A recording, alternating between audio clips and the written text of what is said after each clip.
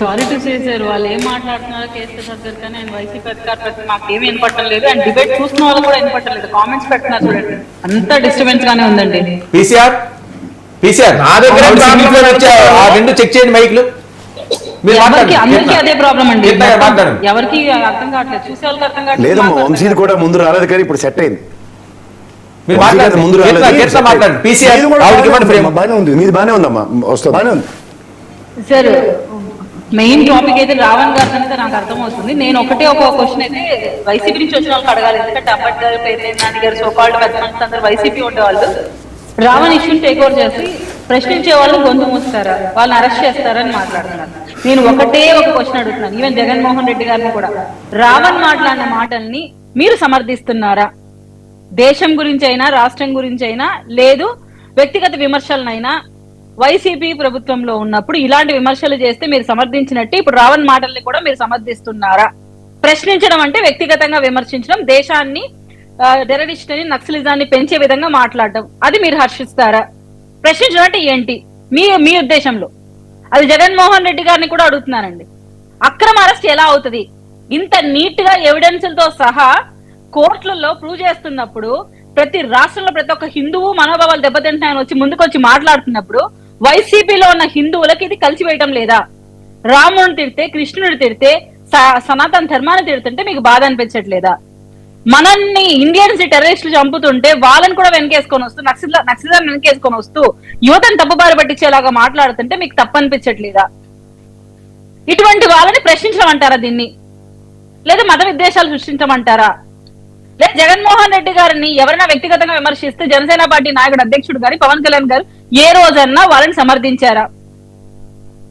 భారతమ్మని ఒక మాట అన్నందుకే టీడీపీ వాళ్ళ పార్టీ సపోర్టర్స్ ని మనం వెంటనే సస్పెండ్ చేయించారు, అలాగే అరెస్ట్ చేశారు. అంత నిబద్ధత కూటమి ప్రభుత్వం ఉంటున్నప్పుడు మీ పార్టీకి సంబంధం లేని వ్యక్తి, రావల్ అనే వ్యక్తి పవన్ కళ్యాణ్ గారిని అంత నీచాత్మకంగా ఒక పబ్లిక్ మీటింగ్ లో మాట్లాడుతున్నప్పుడు మీరు పెద్ద మనుషులు కావచ్చు, ఏం మాట్లాడాలి, ఎలా మాట్లాడుతున్నారు? అసలు రావణ్ ప్రశ్నించాడంటే అంటున్నారేంటి? మీరు పక్కదో పట్టిస్తున్నారు, అతను ప్రశ్నించడం లేదు, అల్లాన్ని సృష్టిస్తున్నారు, కొట్లాట్లు పెడుతున్నాడు, ఎస్పెషల్లీ పవన్ కళ్యాణ్ గారిని టార్గెట్ చేస్తున్నాడు. నిజంగా అతను టార్గెట్ చేయాలంటే ఏంటి? సిస్టమ్ లో ఉన్న తప్పులను టార్గెట్ చేయాలి. ఇటువంటి వ్యక్తిని మనం సమర్థిస్తే వైసీపీ ప్రభుత్వకి మనుగడే ఉండదు.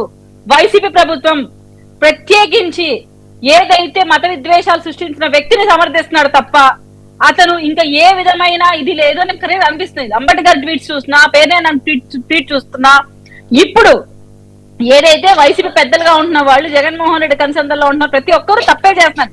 ప్రశ్నించడం కాదు, ఇది వ్యక్తిగతంగా విమర్శించడం, అది గుర్తు పెట్టుకోవాలి. దాన్ని మీరు సమర్థిస్తున్నారా? అదొక్కటే మా స్ట్రైట్ ఫార్వర్డ్ క్వశ్చన్. వర్మ గారు వినిపిస్తుందండి, మీరు మాట్లాడుకోండి అమ్మా, వినిపిస్తుందండి, వినిపిస్తుంది. వంశీ క్వశ్చన్ అడిగారా? మాకు వినపడటం లేదు, ఎందుకని మావన్నీ మ్యూట్ చేశారు. వంశీ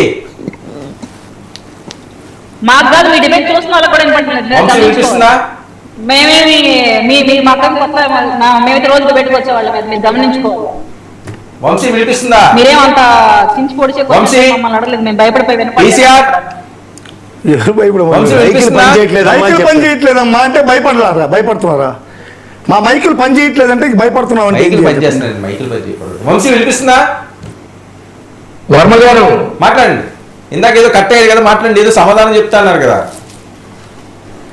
నేను వింటా ఉన్నానండి, వినపట్లేదు. వాళ్ళు ఎందుకు మీ ఆడియో క్లియర్